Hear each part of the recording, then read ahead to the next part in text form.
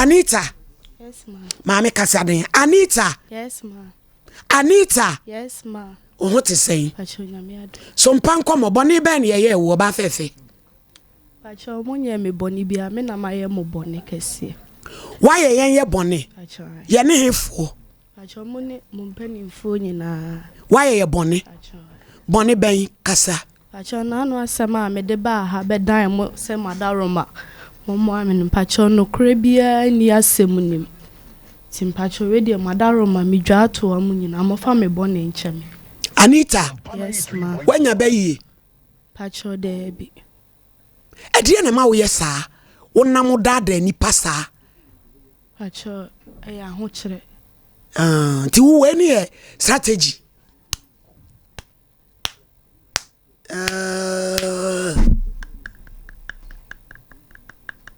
Eya strategy.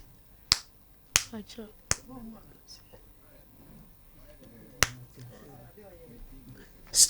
Strategy.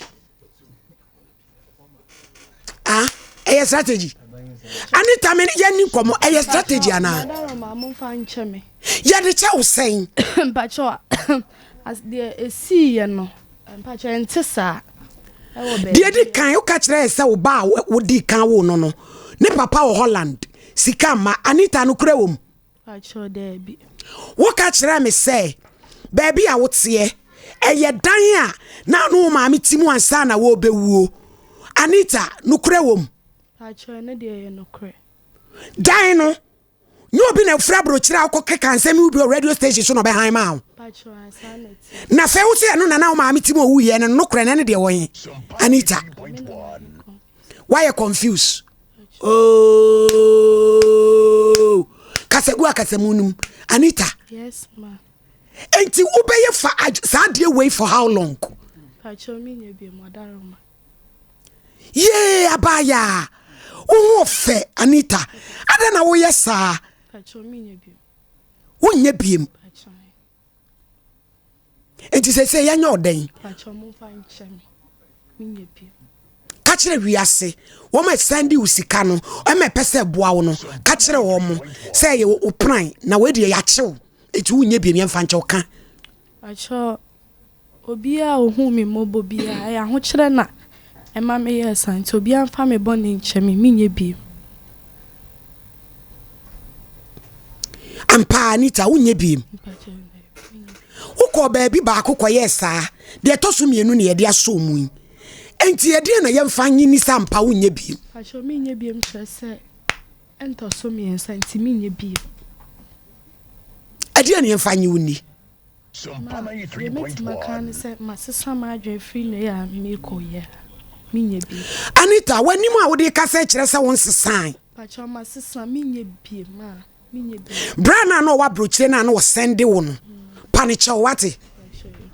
Panichew se wa ye ne bone. Kasegu akasemunum. Pacho. Boni di panichew. Pacho bra Godwin. Pacho baby a utie mi a. Ma ye obone bra. Eni kwa se nanka eba ne sanso. Aho kira semunti. Ti baby a obi a utie mi bia fa me bone cheme. Anita wo nkrofo abi omota wachi a omo no yesa ayi elai. Pacho debi. Why ne ma wo sa adwini? Sompa 3.1 Kasegu akasemunum. Misusu wo kire madam Fobina. Sa wo ho kire wo. Pacho. Eno se fa sa strategy. Pacho wan kasa o ye che. Me ko ready. Kasegu Anita wo kasa che sei. Kasegu ade anu ye. Me ko radio station na sem. Wo ko kekasa.